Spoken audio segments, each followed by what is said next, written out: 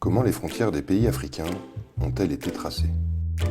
Vous êtes sans doute déjà demandé pourquoi ces frontières étaient si rectilignes. Eh bien, tout simplement parce qu'elles ont été tracées avec une règle et un crayon.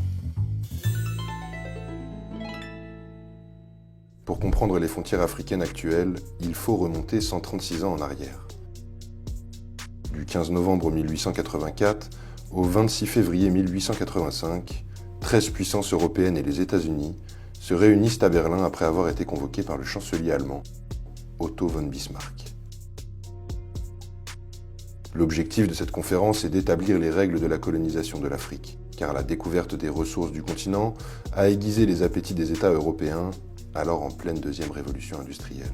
L'acte berlinois, destiné à délimiter des zones d'influence européenne pour exploiter les richesses africaines, est donc à l'origine du tracé de ces frontières. Bien sûr, aucun dirigeant africain n'est consulté. Et voilà comment les puissances européennes se partagent le continent. Cette carte, datée de 1914, montre les différents empires coloniaux. Mais à la veille des indépendances, au début des années 60, les frontières évoluent. Le continent voit ainsi apparaître près de 13 600 km de nouvelles frontières, soit 20% de plus. Penchons-nous maintenant sur la manière dont ont été tracées ces frontières au moment des indépendances africaines. En bleu, les frontières actuelles tracées par la France.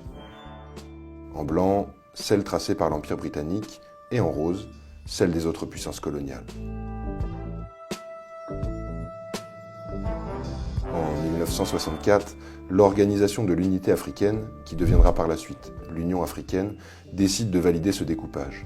C'est le principe de l'intangibilité des frontières, qui viserait à empêcher les conflits territoriaux qui n'ont pourtant jamais cessé d'exister.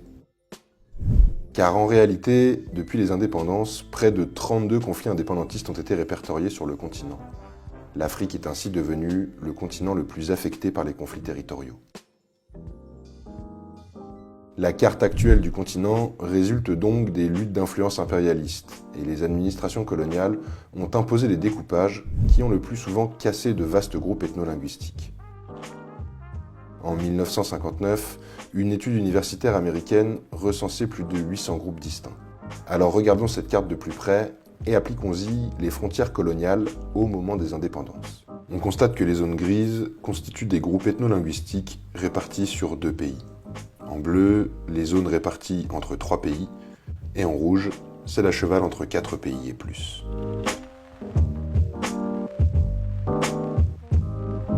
Alors comme l'affirmait l'Égyptien Boutros Boutros-Ghali, homme d'État et diplomate, si toutes les frontières sont artificielles, celles des États du continent africain le sont plus que toutes les autres. C'est pourquoi elles contribuent si largement à perpétuer l'instabilité et le sous-développement.